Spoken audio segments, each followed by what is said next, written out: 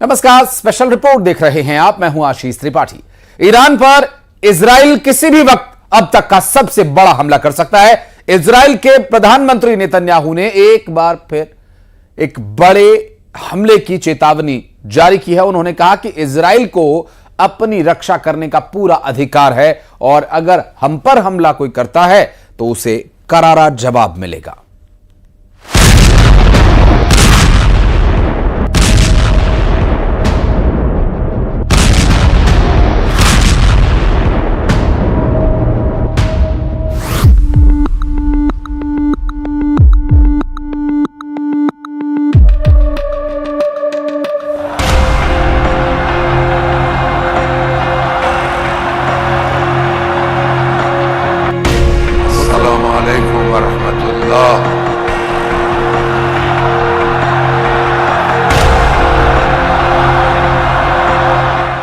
विश्व युद्ध की तारीख तय हो गई।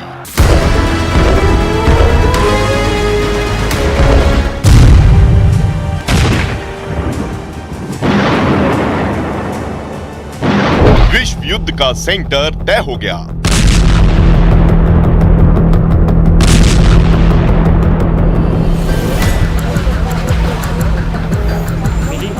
सिर्फ 24 घंटे का वक्त बाकी है।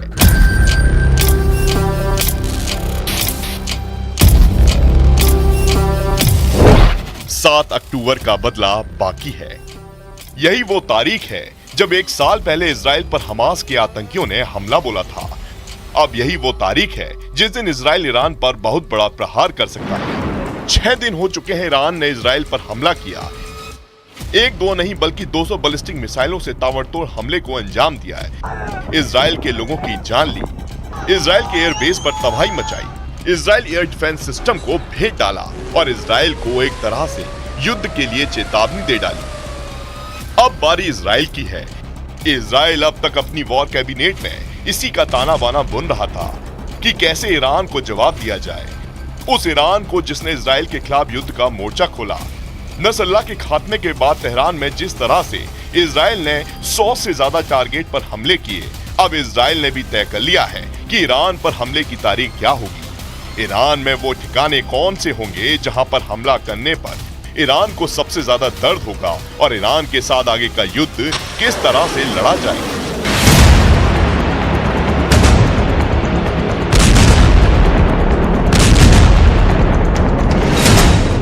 7 अक्टूबर की तारीख, 7 मोर्चों पर युद्ध, 7 दिन में सर्वनाश।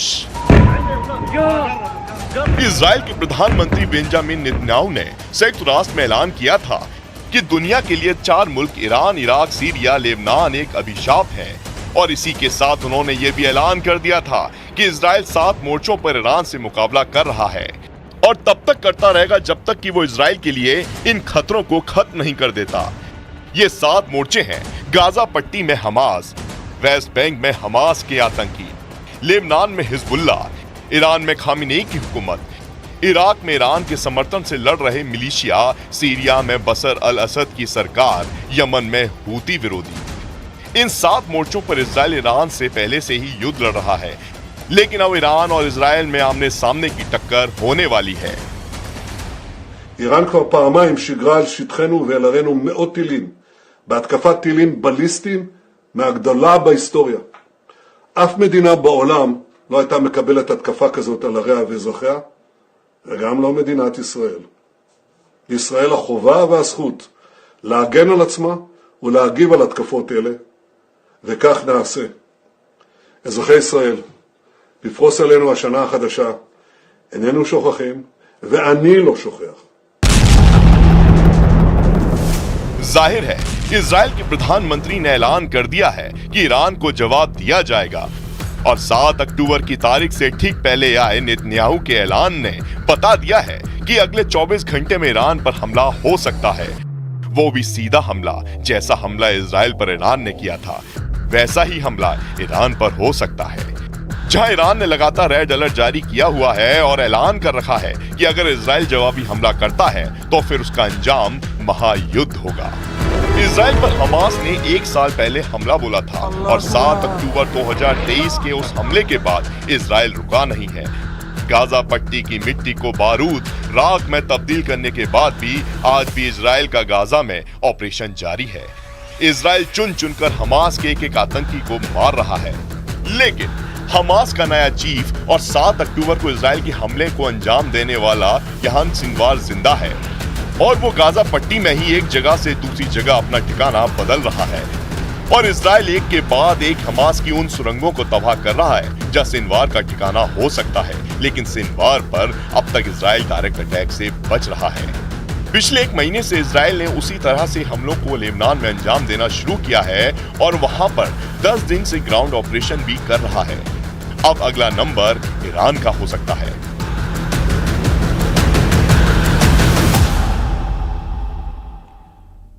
फ्रांस के राष्ट्रपति इमैनुअल मैक्रों के इजराइल पर हथियार प्रतिबंध लगाने के बयान पर पीएम नेतन्याहू ने पलटवार किया। नेतन्याहू ने मैक्रों के बयान को शर्मनाक बताया, साथ ही कहा कि इजराइल 7 मोर्चों पर अपनी रक्षा कर रहा है और प्रतिबंध की बात करने के बजाय सभी सभ्य देशों को इजराइल का साथ देना चाहिए। आगे इजराइल के प्रधानमंत्री नेतन्याहू ने साफ साफ कहा कि लड़ाई जीतने तक इजराइल अकेला लड़ता रहेगा।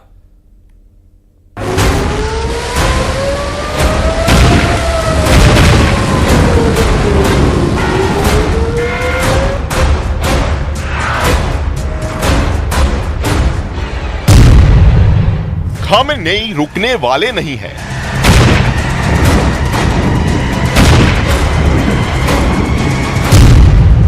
नेतन्याहू छोड़ने वाले नहीं हैं।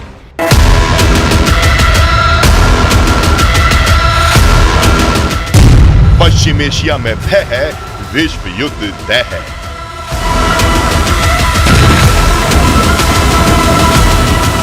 इजराइल ने कह दिया है कि वो ईरान के हमलों का जवाब देगा और बहुत ही करारा जवाब देगा। ऐसे में अब सवाल उठता है कि ईरान के इतने बड़े हमले के बाद इजराइल का हमला कैसा होगा और किस तरह से इजराइल ईरान को ज्यादा से ज्यादा नुकसान पहुंचा सकता है।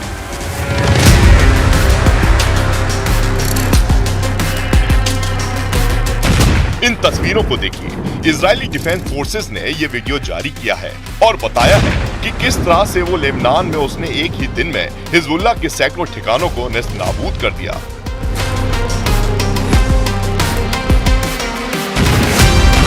हिजबुल्लाह ने अंडरग्राउंड ठिकाने बनाए थे, लेकिन वे वहां भी नहीं बचे। इजराइल डिफेंस फोर्सेस ने वहां भी घुसकर सब कुछ तबाह कर डाला।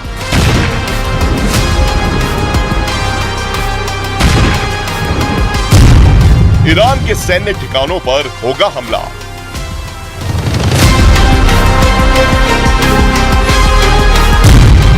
ईरान के तेल ठिकानों पर होगा हमला।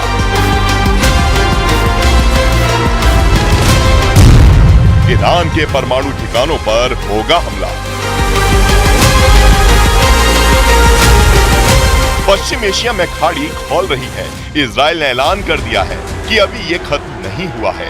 ईरान ने जिस तरह से इजराइल को सीधे निशाने पर लेते हुए सैकड़ों मिसाइल से हमले किए, उसे इजराइल जंग का ऐलान मानता है।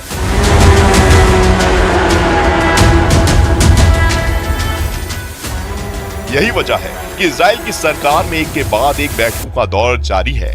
लगातार इस पर बात हो रही है कि ईरान को किस तरह से जवाब दिया जाए, क्योंकि इजराइल चुप तो नहीं बैठ सकता। उसे ईरान से हुए इतने बड़े हमले का जवाब देना है। बस यही तय नहीं हुआ है कि ये जवाब कैसा होगा, कब इस पर एक्शन लिया जाएगा।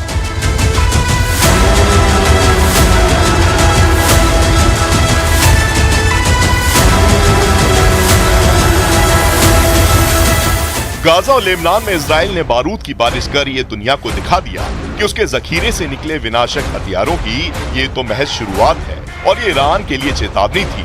लेकिन जो ईरान अब तक कथित तौर पर आतंकी संगठनों के पीछे से इजराइल से प्रॉक्सी वॉर लड़ रहा था, अब उसने जाहिर कर दिया है कि वो इजराइल से सीधा पंगा लेने के लिए तैयार है।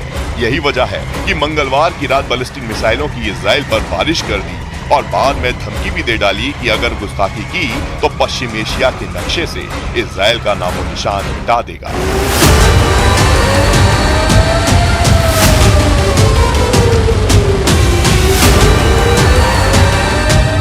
ईरान के तेल ठिकानों पर होगा हमला। अगर इजराइल ने ईरान पर हमला किया तो सबसे पहले वो आर्थिक तौर पर ईरान को तोड़ना चाहेगा और इसके लिए ईरान के तेल ठिकानों पर निशाना बनाया जा सकता है। ईरान में 9 जगह हैं जहां तेल की रिफाइनरी है। वैसे तो ईरान के पास गैस और ऑयल फील्ड एक बड़े क्षेत्र में है, लेकिन ये वो 9 ठिकाने हैं जहां पर जमीन से निकले तेल को साफ किया जाता है। इजराइल इन 9 ठिकानों पर इजराइल से ही निशाना बना सकता है या फिर अपने फाइटर जेट भेजकर भी इन तेल ठिकानों को उड़ा सकता है। ईरान को पता है कि इजराइल चुप नहीं बैठने वाला और इजराइल के साथ उसके साथियों को पता है कि ईरान ने भी सोच समझकर पूरी तैयारी के बाद ही इस हमले को अंजाम दिया है। लिहाजा इजराइल अपनी वॉर कैबिनेट में जवाबी हमले की तैयारी करने में जुटा है। तो अमेरिका और ब्रिटेन भी इजराइल का साथ देने की बात कह चुके हैं और ईरान किसी भी जवाबी हमले की सूरत में फुल स्केल वॉर छेड़ने के लिए तैयार बैठा है। ईरान के परमाणु ठिकानों पर होगा हमला। अगर इजराइल ने ईरान पर हमला किया और हमले का मकसद ज्यादा से ज्यादा नुकसान पहुंचाना हुआ तो इजराइल किन टारगेट को चुनेगा, मैप से समझिए। ईरान के 5 परमाणु ठिकाने निशाने पर आ सकते हैं। पूरे ईरान में फैले तमाम न्यूक्लियर फैसिलिटीज में से 5 सबसे बड़े और सबसे अहम हैं। नतांज, अराक, फोर्दो, नतांज, इस्फहान और बुशहर ये वो ठिकाने हैं जिसमें से कुछ पर तो ड्रोन हमले भी हो चुके हैं और इसके लिए ईरान इजराइल को जिम्मेदार ठहराता रहा है।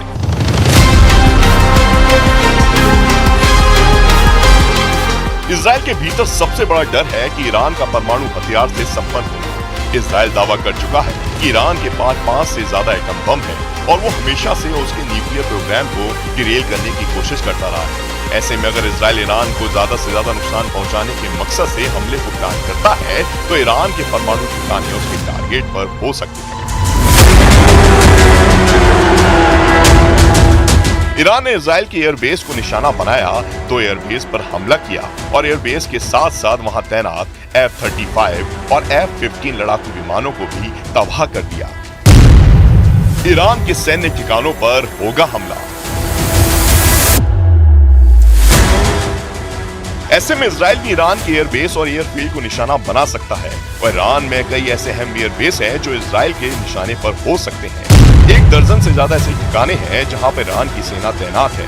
इजराइल इन पर मिसाइल से या फिर लड़ाकू विमान से अटैक कर सकता है।